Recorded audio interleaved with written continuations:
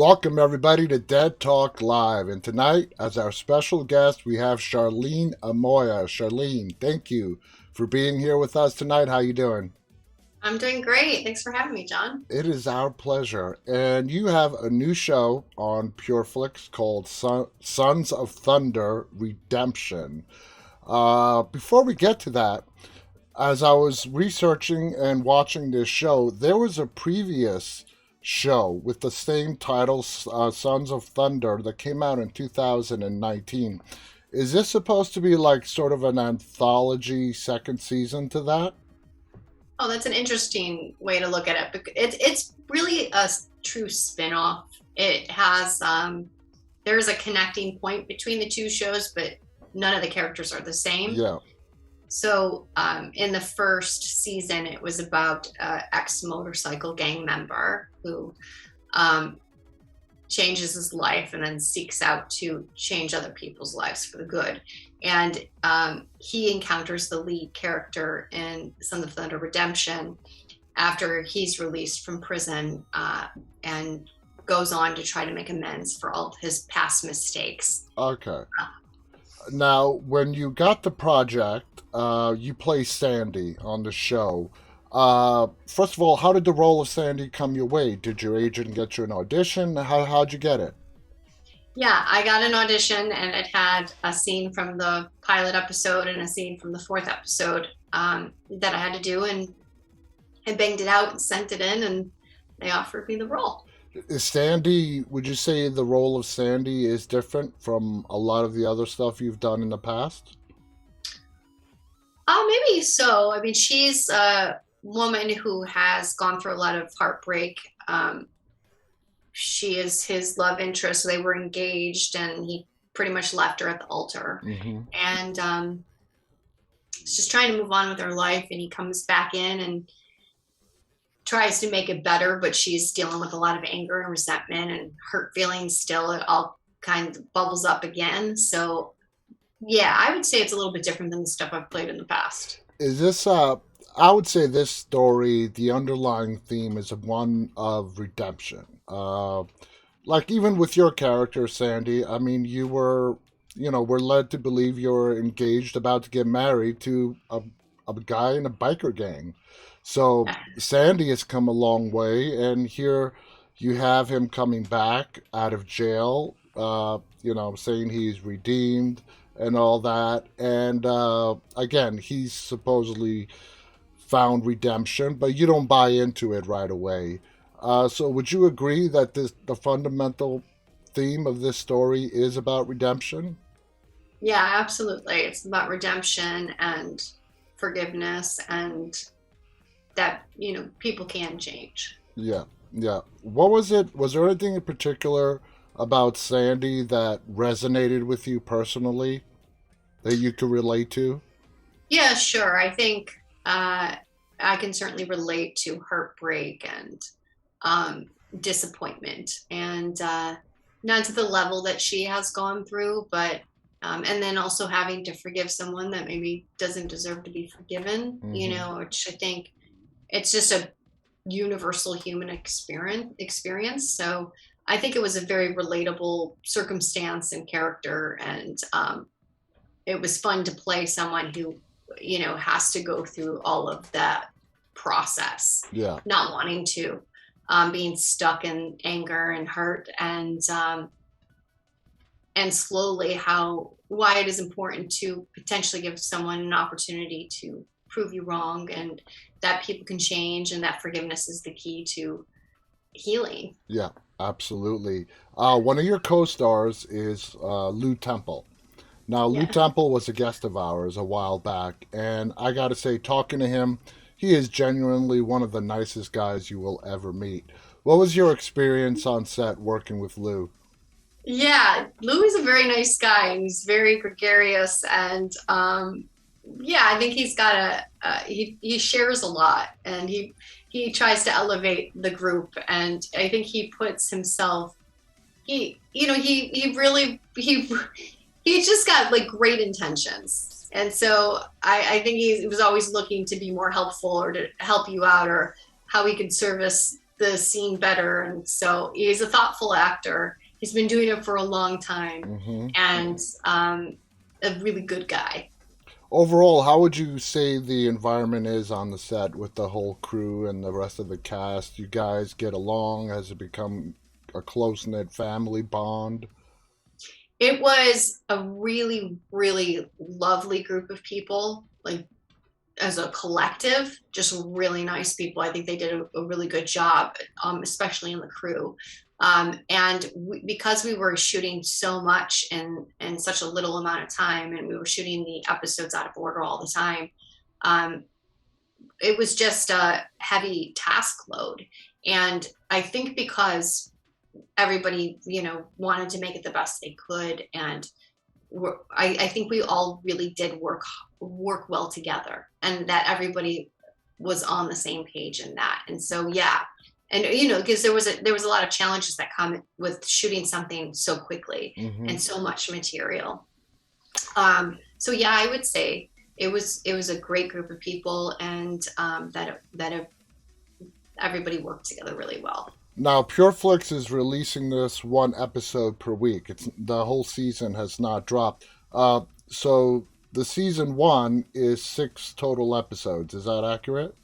Yes. Okay. Now, in your career, you have done a lot of various different characters and a lot of different genres, from horror to situational comedy and How I Met Your Mother, which, you're really known very famously for. Some of your horror stuff, you've done The Conjuring, The Devil Made Me Do It. You've also done Fear Street as well. Talking about The Conjuring and walking into the Conjuring universe, you played Judy Glatzel, which was the matriarch of the Glatzel family. What was it like walking into that franchise? It was really exciting because I just loved the franchise so much. I was blown away by the first Conjuring movie. Um, for a long time, I actually watched it first because I was doing an independent possession horror movie, and so the cast and the director and writers would get together and just kind of watch a lot of horror films and talk about them and steal ideas here and there. And so I was really disturbed by that movie. It just sat with me, and to the point where when I was going to sleep at night, I was afraid of my legs getting pulled out from under the cover. So I just felt like that movie was so well done. The script is so tight. It's such a good story, even outside the genre of horror. Yeah. And I was really impressed by it. And so when I got cast to be in it, I was thrilled because I didn't feel like, I was like, man, of all the horror franchises to be in, this is, in my opinion, one of the best. Yes, absolutely. And you could thank James Wan for that. Now, like all the Conjuring movies, they're based on events that are loosely based on events that actually occurred in real life. No different in the one that you were in, The Devil Made Me Do It, on the whole Arnie Johnson, Glatzel family, and the murder that took place. You playing the mother, Judy, of Debbie, who was engaged to Arnie. Did you do any kind of research into her, into the role, into the story of what actually happened? Oh, yeah, absolutely. In fact, I was able to call her, the real Debbie, Mm. and Arnie, and speak with them, and they were very generous with the information and their experience. So I got to talk to them for about an hour before I even walked on set, and so pull from the real truth of what happened to them.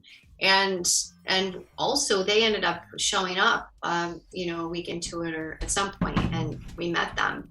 So it's for an actor to be able to meet the real people and have that as a tool is a real gift.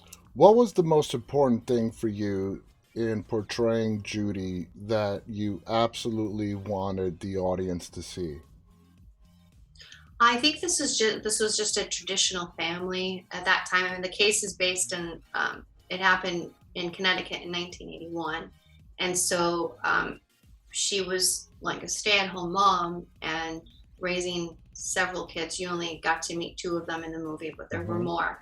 And just she loved her family. They were a good family, and they just went through this horrible experience. So um, not any different than any other family could go through. Exactly.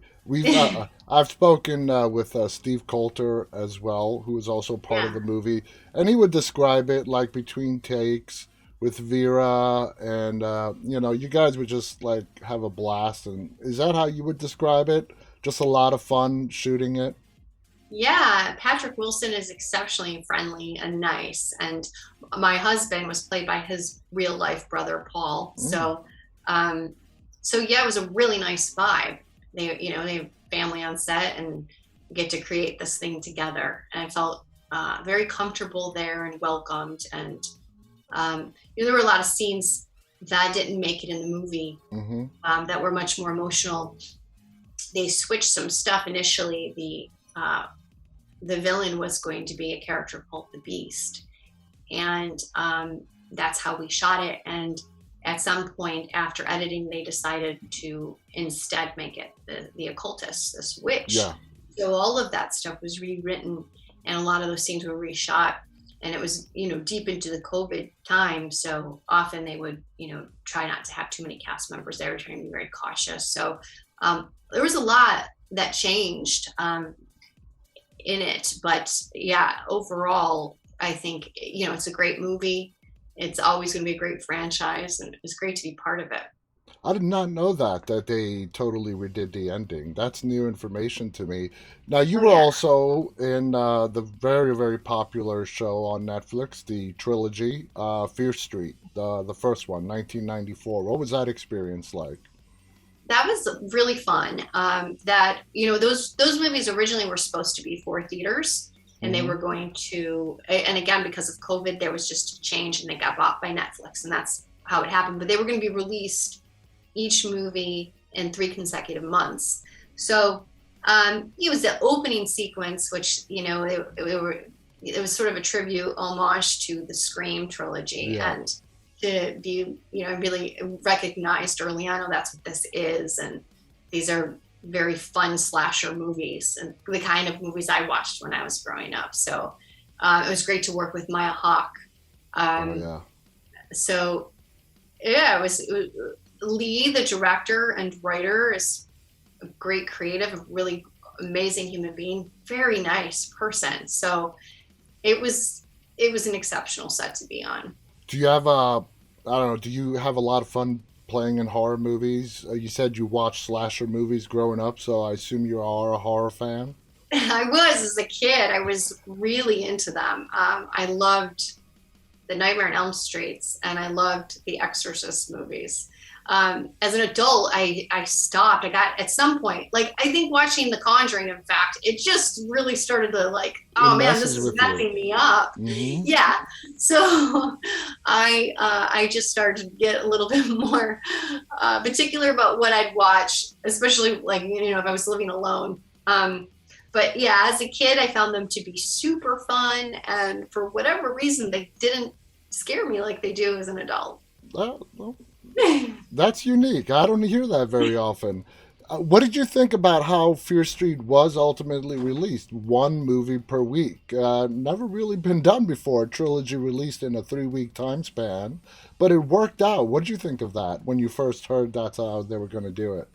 Yeah, I mean, it's interesting because so much has changed and so much continues to change, with the streaming platform. Um, I think it would have been great to have them in the theaters, but like, the past couple years, this just really isn't a good option, Hmm. for people to feel safe, and everybody's got their home screens now. Exactly. And so I think it was a great solution for our time, Yeah. and it seemed that the audience really loved it. Now, being a veteran in this industry, and like I said, you've played a very wide spectrum of roles. Which role particularly stands out and is near and dear to your heart? Well, man, I'll say as an actor, like I still love what I do, and each job has a special place for you. Not to be generic in the answer, but it's like, oh, it's a new dive into a psyche, into development of character, and um, like with the series recently, the great thing about that is there was so much more time to have with her, and not just like a one-off on a show. But I've always loved comedy, and obviously I love doing How I Met Your Mother, but I've loved all physical comedy. So I've also really enjoyed doing kid shows, and I did an episode of iCarly back in the day, and Mm-hmm. I enjoyed that so much because there's more room to be silly and bigger than life, Yeah. which is just fun to do.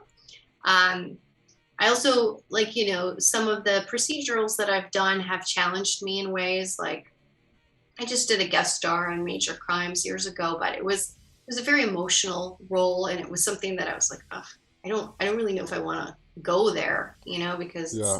I'm going to be crying all day long over and over again, and that is what it was. But it was a great challenge as an artist um, to do it, Yeah. to ask of yourself something more and to live in the moment truthfully, because these experiences are experiences that people have. And Absolutely. And you have been in, like single episodes of a lot of hit shows.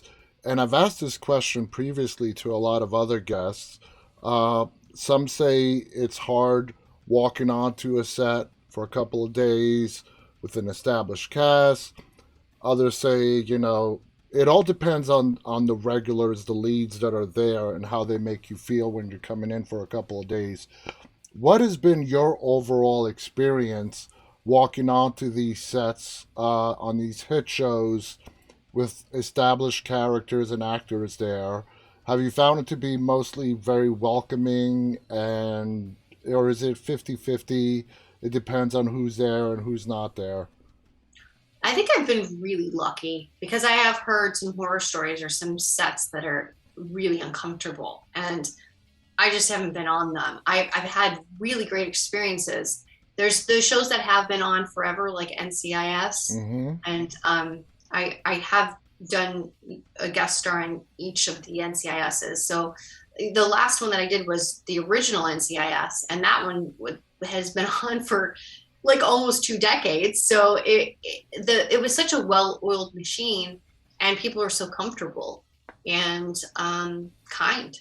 And I did Grey's Anatomy, in its 14th season, and again, I just find that everyone kind of it has this flow in it after it's been going for a long time, and the show is a success. There's less anxiety and worry, and yeah, I have not had a terrible experience on any TV show, and I think that has a lot to do with luck. Well, yeah, yeah, it does. I mean, we all heard stories, but it's luck. And I mean, for me, the stories that I've heard from actors, it all depends on the cast and who's there and the environment that's on the set. And the majority of the stories is everybody's welcoming. It's like a big family, but I can totally see on some cases where that may not be the case. So, yeah, luck, probably a little bit of it. Now, moving forward in your career, has is there anything that you have not done that you want to particularly try to tackle? Any kind of role?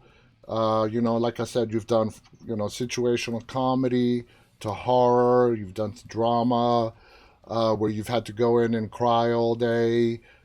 Is there anything that you have not done that you really want to try out? I mean, action. I've done a little action, but not a lot. So I would love to do some of that, but I also would just love to do more comedy. I would, like a really meaty role where I can, it's situationally comedic, and you get to really make fun of yourself each week. And so, you would say that comedy is your comfort zone. That's where you feel most comfortable and where you could really shine? That's where I just enjoy it the most. Okay. Yeah, And that's at the end of the day, that's what really matters.